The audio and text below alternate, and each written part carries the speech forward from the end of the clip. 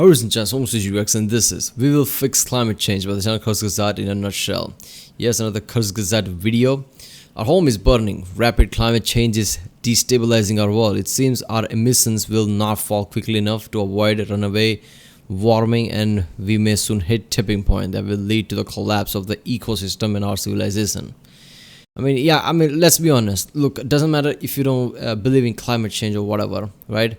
In previous few years, like in past 5 years, right, you have felt that things are changing a bit, right? You can chalk it up to just being a coincidence here and there, but many patterns have been changing, right?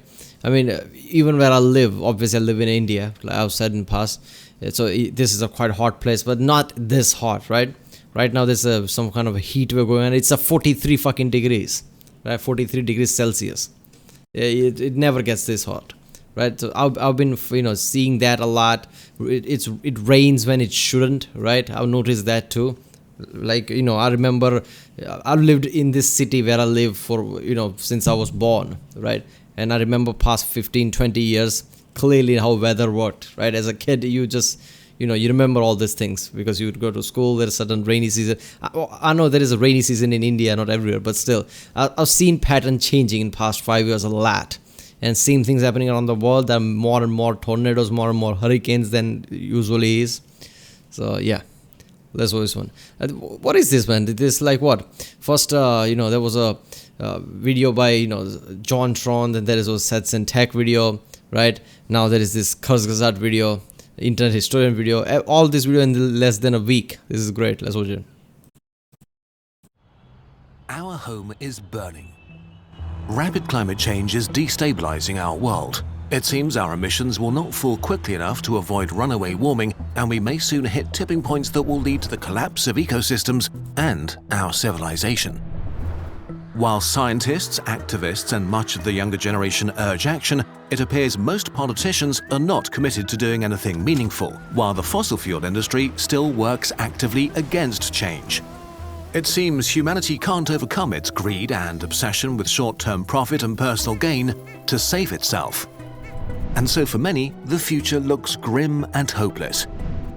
Young people feel particularly anxious and depressed. Instead of looking ahead to a lifetime of opportunity, they wonder if they will even have a future or if they should bring kids into this world. It's an age of doom and hopelessness, and giving up seems the only sensible thing to do. But that's not true. You are not doomed. Humanity is not doomed. Alright, I've said this in the past videos about climate change from Kurzgesagt, that I don't think the doom is what's going to happen, right? Humanity is way too big right now, right? Everybody just giving up is not going to be the thing. Worst thing's gonna happen is at the last moment where people just suddenly like, holy shit, this is it, like sudden thing, like this is it, we have to do something now or everything's fucked, like a major emergency type of scenario. At that point, people will do drastic measures, and in those drastic measures, lots of people are gonna get hurt, obviously, if you suddenly change things like that. So I don't think humanity is gonna die out or something because of this, but the how quicker we respond to it will affect the world, economy, and everything. But at the last moment, yeah, lots of people are gonna hurt. Despite the seriousness of the situation, for years positive trends have accumulated, and there is finally some good news and a clear path towards our collective climate goals. Welcome to our TED Talk. Please watch this video to the end. Check out our detailed sources afterwards to learn more. Okay, let's start with the scariest things. Cancelling the apocalypse. Some of the most widely shared stories about climate change are that it is an existential threat, the end of human civilization, and maybe even our own extinction event, and that it's basically unavoidable now. But what does science actually say? As of 2022, the global average temperature has risen 1.2 degrees Celsius compared to pre-industrial times. Limiting warming to 1.5 degrees was the most ambitious goal of the Paris Agreement, but we are not likely to meet it. Already with the warming we have today, hot places will get hotter, wet places wetter, and the risk and strength of extreme weather events increase significantly. You see, that's the issue. That's the issue with the climate change. I mean, there are literally people who goes to Santa Cruz and says, see this ice ball? How the fuck is that climate change? Global warming doesn't mean everything's just gonna get complete warming. Global warming is just like, since the planet is warming up, the weather's gonna get whole fucked up, climate's gonna get fucked up, rain is going to be even more, right? All this season going to get extreme. Heat is going to be even more hotter, right? So just saying that there are places that are ice in it, yeah, of course it is, right? They're going to get thinned out eventually, but of course there are places that with ice, but it's just going to get extreme. Warming beyond 2 degrees makes all of these extremes more extreme. Extreme weather events more common, with more ecosystems under major pressure. Some will not survive. At 3 degrees, significant parts of Earth, especially in developing countries, might become unable to feed their populations. Heat waves will become a major global issue. Large-scale natural systems will break down. The scale and frequency of hurricanes, fires and drought... Yeah, so 43 degrees Celsius where I live in March, that does never happen. Never. ...will further increase and cause trillions in damage. Poor regions and subsistence farmers will be hit the hardest. Hundreds of millions of people will need to leave their homes. In the 4 to 8 degree range, the apocalypse begins. The hothouse Earth, where things change so quickly that it may become unable to support our large human population and billions may perish, leaving the rest on a hostile alien planet. A decade ago, for lack of action and perspective, many scientists assumed a 4+ degree world was our future, and a lot of public communication focused on exactly this future path. Luckily, it's much less likely that this version of the apocalypse will come to pass. If current climate policies stagnate, we're likely to end up with warming of around 3 degrees Celsius by 2100, which is scary and tragic and far from acceptable. But this is actually good news. How? In the last decade, we've seen enough progress that most scientists now think that we have likely avoided apocalyptic climate change. Although substantial risk still remains, we can pretty confidently say that humanity isn't going anywhere. Civilization might have to change, but it will endure. Which begs the question, what has changed over the last 10 years, and is this really good news? The invisible shift. You probably know this story. The last decade has been an immense failure for climate policies around the world. Instead of passing comprehensive, binding bills that would meaningfully reduce emissions, we mostly did nothing. A lost decade with one negative record after another. And this story is true, and it's one reason why so many people are giving up. But it is not the whole picture. Despite the lack of climate policies and ongoing lobbying and misinformation campaigns from the fossil fuel industries, there was a lot of progress. Let's go back 20 years to see why today is so different. Between 2000 and 2010, greenhouse gas emissions had grown by 24%, 3 times as much as the increase in the previous decade. Subsidies for fossil fuels aimed at promoting economic growth caused a colossal increase in their consumption. For developing countries like China and India, coal was the cheapest fuel for growth, while rich countries showed little interest in changing their ways. In 2010, many people expected these trends to continue. Instead of decreasing fossil fuel use, its consumption would rise. The next decade turned out to be very different though. First of all, coal burning in developing countries like India has slowed down or leveled off like in China, and it's plummeted in rich countries like the UK and US. Since 2015, 3/4 of planned coal plants have been cancelled. I mean, look, I can't say about other countries, but where I live in India, basically, I've seen the major scale changes suddenly in past 4 or 5 years, after 2017 or something, like how there are lots of places in cities and things where every lights and things are solar power. You can see solar panels fucking everywhere. Right, which is powering the lights. Where I'm living right now at my house, the street lights are all solar powered. Right, if there's some kind of power outages, lights are still there. Like, that's a like overnight type of thing. Like suddenly I just saw people constructing that. In a week or two, everything was kind of littered with solar panels here and there in my city, even in the streets, like I said. And 44 countries have committed to stop building them. 10 years ago, that would have seemed like wishful thinking, but today we can say with confidence, coal is dying. it's just not competitive anymore. Because technologies we thought would remain expensive matured rapidly instead. Renewable electricity has shown explosive progress. In a mere decade, wind energy got 3 times cheaper. Solar electricity is now 10 times cheaper.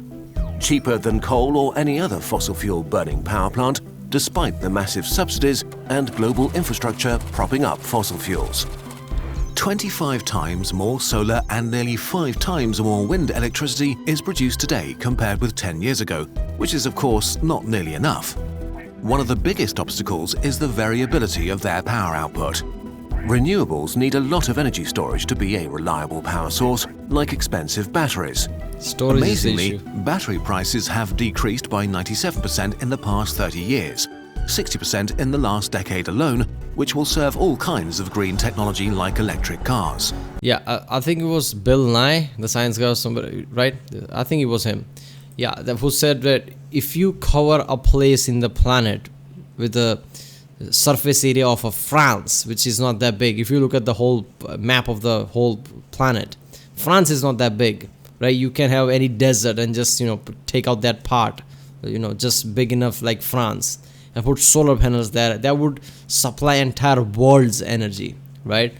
But the issue here is like, if you're going to store a lot of energy, where you going to store it to? That is the issue. That's why, I think Elon Musk kind of was trying to build some kind of a battery power thing in Australia too. There's a project going on in the US, in Texas. He's having that project. There are lots of, people like Elon Musk are trying to do that. Once they figure that out and make that easily accessible, solar panels are way too easy, right? Because we do have spaces in our planet where to put solar panels, right? Where nobody's doing anything, it's just empty spaces. That could really work. You might say, well, that's great, but didn't Kurzgesagt's last climate video say that while wind and solar are nice, we need nothing less than a fundamental transition of our global industrial system? Yes, but luckily the shift goes beyond just the energy sector. Throughout the economy, people are working on improving current technology to lower emissions. We're rapidly replacing old incandescent light bulbs with LEDs that are 10 times more efficient. Yeah, everybody has In LEDs. 2020, about 7 out of 10 new cars in Norway were electric or hybrid. In 2021, it was already 8 out of 10. And the list goes on, from electric heating and better insulation to ships traveling at half speed to save. Yeah, even where I live, I would never thought that India would be one of the places. I'm like, it's going to take way too much time before common people can buy an electric car. But there are two-wheeler mopeds which are electric that you can easily buy, which is affordable. Now even the cars are affordable cars that are electric. I'm like, okay, I didn't thought it would be this fast. I thought it would take at least a decade or something before India catches up, that common man can afford something. But no, you already can. Fuel. Wherever you look, you find scientists, engineers, and entrepreneurs trying to solve some aspect of climate change. Enormous amounts of human ingenuity are being brought to bear on this problem, with more and more people deciding to prioritize preventing rapid climate change. Solutions for low-carbon production of cement, electronics, and steel, and innovations like artificial meat and carbon capture are in the works. The more of these technologies we deploy, the cheaper new and better technology gets. The cheaper they get, the more people use them, and so on. We can see the impact already.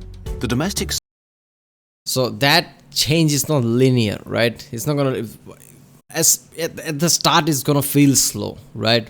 But as one thing jumps and becomes more and more efficient, that is going to power the next thing, and now those two things are going to power the third thing, and before you know it, the whole system will be way too efficient and fast.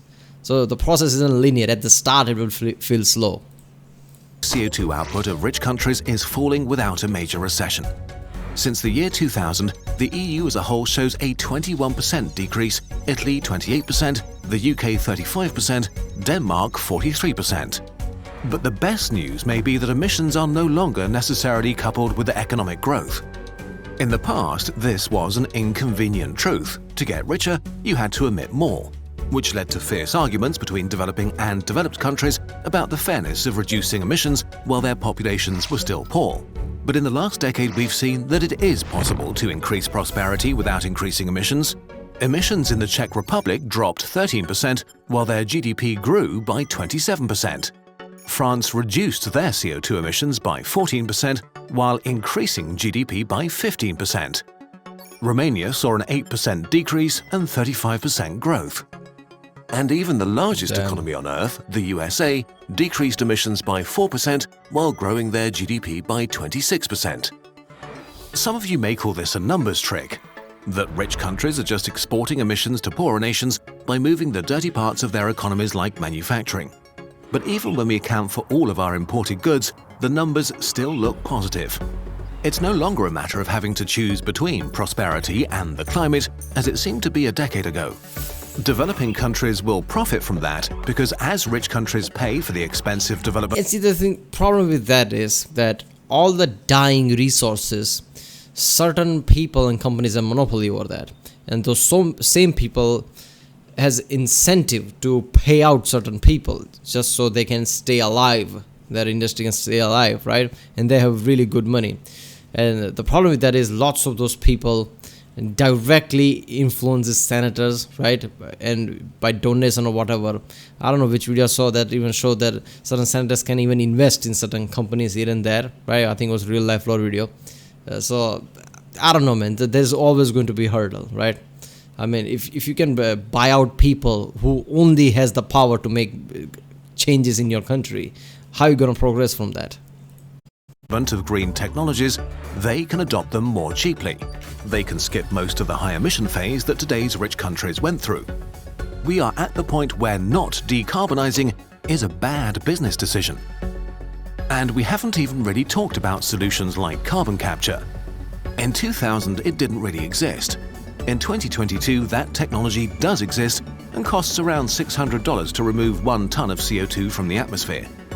As investment pours in and the technology matures and begins to scale, it's likely that these costs will plummet over the next few decades. So everything's fine then? Well, let's not get carried away. All of these processes are great, but not nearly fast enough. We're still doing way too little, and technology will not magically solve everything. We need to use fewer resources and use them longer, design consumer goods that are repairable and durable, and decrease our energy requirements. So anybody who watched this video for first 9 minutes, they have a completely wrong idea. Like, yeah, man, and I don't have to worry about climate change. I'm just gonna pollute the way I want. No, that's not. Because like I have to put this warning here. We need much better infrastructure, agriculture, and cities. It will still be hard work, especially to get the right policies passed and enacted. But for the first time ever, there are a few trend lines pointing solidly in the right direction. And now imagine if all of this was achieved without proper financial and political support, and despite fossil fuel lobbying. Just think what humanity can do when climate change finally gets the political attention and funding it needs. I would be too fast if if that okay happens. to feel hopeful again? The situation is still dire and serious, so what's the point of focusing on this side of the story? The trap of hopelessness. Look, if all the Congress and everybody just kind of aligns with this, people and Congress aligns with it, like we have to do this, that would be way too fast. Because one thing I learned from the recent events that is happening, that if people are kind of aligned, they can take a hit to their economy, right? I mean, look at with the current events, how Germany's canceled certain plans for gas lines here and there, even though they have a major portion of gas lines coming from Russia. But they're like, okay, we're still going to cancel that. Why? Because everybody's aligned in that country, like we should do this, we should condemn this, even if it costs us or something. So if everybody's aligned with the idea of changing, doing something about climate change, I'm pretty sure even if economy takes a hit, they will do drastic changes. Climate change can feel overwhelming and make your future seem bleak. The sadness and hopelessness that many people feel is real and very destructive because it causes apathy. Apathy that is only serving the fossil fuel industry that is still delaying change however it can. In a sense, they have weaponized hopelessness. We are now in Phase 4 in the public debate about rapid climate change action. Phase 1 was, climate change is not real. Phase 2 was, climate change is real, but not caused by humans. Phase 3 was, climate change may be caused by humans, but it's not that bad. Phase 4 is, climate change is no longer avoidable. We are doomed, and it doesn't matter what we do. If we want the world to change, we first need to believe that change is possible. Are we sure we are at the Phase 4? Everybody's at the Phase 4? I'm pretty sure that lots of people who has major backing from their people, who represent a major portion of their people, still say that climate change is not real, this and that, right? So I'm pretty sure lots of people are in denial still. So I don't know if we are at phase 4. And we have an abundance of evidence that it is. Changes to our industrial system are gaining momentum. Technology gets better and cheaper. Climate change has become a key issue in most free elections. As more and more younger people move into influential positions, they prioritize climate change and work on new solutions. In 2022, most governments not only acknowledge it, but set their own net zero goals in democratic and autocratic countries. The results of years of fighting a steep uphill battle are now clearly visible. The pressure needs to keep increasing to make sure. With the autocratic, there's a geopolitics that is at work, right? I mean, lots of major powers who believe in climate change, obviously, kind of forces other countries, right, who don't want to invest in climate change, autocratic countries or whatever, who don't care about things like that. They're still forcing them in some kind of a geopolitical, way that if you don't do this, certain deals might not get through, this and that, right? Some sanction pressure here and there. So I guess let's just say this is the point where geopolitics kind of works, right? Where everybody just realizes, okay, let's do something about climate change, because otherwise my economy is going to get hurt. Sure that the promises made today are actually kept. Climate doomerism is the equivalent of giving up, even though you can still prevent not just the worst case, but also mitigate most of the bad things, make changes in time to adapt better, and prevent the poorest from suffering. That is why hopelessness and apathy are so dangerous. If the last, in many ways, wasted decade has shown anything, then it's that progress is being made, and that dire scenarios are just predictions, not our sealed fate. As of 2022, based on current global policies, we will end up in a 3 degrees world. Now it's our job to yet again prove the predictions wrong, despite how serious and urgent things are, to turn that 3 degrees into a 2 degrees and then see where we can go from there. For that, we need hope. And we hope we gave you that today, at least a little. That you feel that things are serious, but also that you have a future. That you can have kids without dooming them or the world. That taking action today is worth it. And that despite powerful industries doing everything to delay it, society is changing. If you need a more concrete roadmap of what you can do personally, we're working on a follow-up video to talk about that in greater detail. Doomerism, inactivity, and weaponized hopelessness are the only trump cards left for the powers that don't want change. Don't let them win. We're still excited about the future, and we think one of the best things you can do to keep your optimism and curiosity up is to learn new things. If you don't know where to start, yeah, people, go to brilliant.org/nutshell and support this channel. The whole climate change is really effed up issue. The point is, we are going through one of the major points in our, I guess, whole human lifetime or something, or time of the entire planet. I don't know how to say that, but every movie has that kind of a moment, right? Like a major battle is going to happen. Like this is some kind of a turning point, like one major test, one major hurdle, whatever we want to say. We are kind of going through that, because if this is some kind of a great filter, right, which theory goes that this is probably a great filter, where a civilization rises so hard that it destroys its own planet and dies. That is one of the great filters, right? And if we are going through that, it's a big test, like, can we as a human species survive this great filter? Because every great filters are kind of a hard thing to pass. That is why they are there. That is why the theory is there, right? That there might have been lots of different alien civilizations, but they all died out because of this. We might be going through that great filter and trying to win it, trying to tackle it. So this is like a big test, big battle, whatever we call it, for our planet, for our human species. So if we can survive this is a big question. So this all feels hard, right? Like nobody is doing something in a major scale. That's how we felt for past 2 decades or something. Nobody in power is trying to do anything. It all felt hopeless because this is the big thing, right? Winning this thing is the big thing, and all the changes that is happening ever since, people are actually taking things seriously. It's kind of a positive note. Like things are actually changing. I mean, I'll live in India and I'm not living in the major city in India or something like that, right? I'll live in a city, but it's not the major city. I don't even live in my own state's major city, right? It's like a second or third major city. And I can see changes here. Like in past 5 years, there's a massive changes regarding all this climate change and solar panels, things and that. So if that can happen here in India, obviously it will happen all around the world. So this is a major change happening. So that is something hopeful for, I guess. Alright, well, that was We Will Fix Climate Change by the channel Kurzgesagt in a nutshell. If you like my reaction, don't forget to like, subscribe, comment down if you want to react on a specific video. And yeah, I'll see you next time.